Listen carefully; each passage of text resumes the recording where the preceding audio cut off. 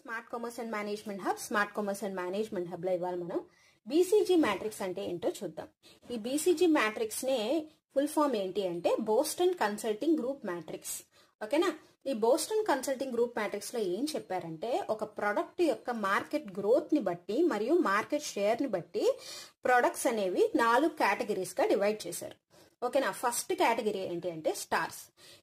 ఈ ప్రొడక్ట్స్ కింద ఏం వస్తాయి అంటే వేటికైతే మార్కెట్ షేర్ అనేది ఎక్కువ ఉందో అలాగే మార్కెట్ గ్రోత్ కూడా ఎక్కువ ఉందో అవి ఈ కేటగిరీలో వస్తాయి, స్టార్స్ అనే కేటగిరీలో. అలాంటివి ఏంటి అంటే ఫర్ ఎగ్జాంపుల్ ఎలక్ట్రానిక్ ఐటమ్స్ ఉన్నాయనుకోండి. ఎలక్ట్రానిక్ ఐటమ్స్ ఏంటి, మనకి మార్కెట్ షేర్ ఎక్కువే, అవునా? ఇప్పుడు మొబైల్స్ ఉన్నాయి, ల్యాప్టాప్స్ ఉన్నాయి, కంప్యూటర్స్ ఉన్నాయి, అన్నిటిలోనూ అన్ని కూడా మనకి చాలా ఎక్కువ టెక్నాలజీ ఇప్పుడు ఎక్కువ యూజ్ చేస్తున్నారు, అవునా?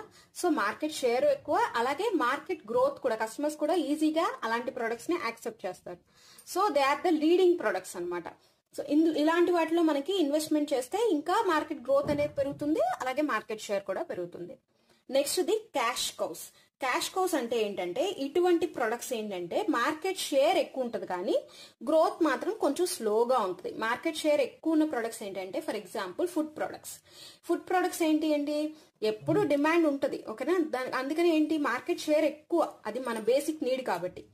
కానీ దీనికి గ్రోత్ రేట్ అనేది తక్కువ ఉంటుంది, ఎందుకంటే కాంపిటీషన్ ఎక్కువ, చాలా కొత్త ఫుడ్ ప్రొడక్ట్స్ వస్తానే ఉంటాయి కాబట్టి గ్రోయింగ్ అనేది కొంచెం స్లోగా ఉంటుంది అనమాట. సో అందుకే వీటిని క్యాష్ కౌస్ అన్నారు. కౌ ఎప్పుడు మనకి పాలు ఇస్తూనే ఉంటుంది జీవితాంతం, అంటే మనం ఎప్పుడు ఫుడ్ ప్రొడక్ట్స్ అనేవి యూజ్ చేస్తూనే ఉంటాం, దాని ద్వారా క్యాష్ అనేది జనరేట్ అవుతూనే ఉంటుంది, ఓకేనా? సో దీనికి మనకి ప్రొవైడింగ్ ఫండ్స్ అంటే ఏంటి, మార్కెట్ కి ఫండ్స్ అనేది ఎక్కువ ప్రొవైడ్ చేస్తుంది ఇది ఇలాంటి ప్రొడక్ట్స్.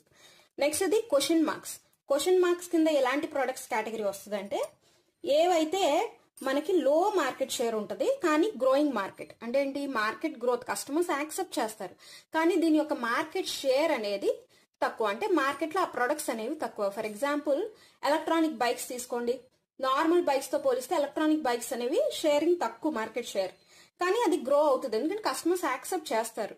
కానీ దీని ప్రొడక్ట్స్ ఇంక్రీజ్ చేయాలనుకోండి, అంటే మార్కెట్ షేర్ ఇంక్రీజ్ చేయాలనుకోండి, దీంట్లో ఎక్కువ ఇన్వెస్ట్మెంట్ పెట్టాల్సి వస్తుంది. అంతేకాకుండా దీంట్లో ఫ్యూచర్ అనేది అన్సర్టైన్ గా ఉంటుంది, అందుకే దీన్ని క్వశ్చన్ మార్క్ అని పెట్టారు. ఏమో ఫ్యూచర్ చెప్పలేం, క్వశ్చన్ మార్కే కదా మనకి, అందుకని దీన్ని క్వశ్చన్ మార్క్ కేటగిరీ కింద వస్తాయి అనమాట ఈ ప్రొడక్ట్స్.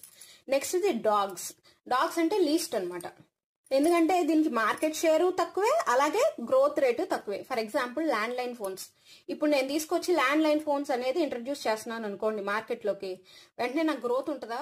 ఉండదు.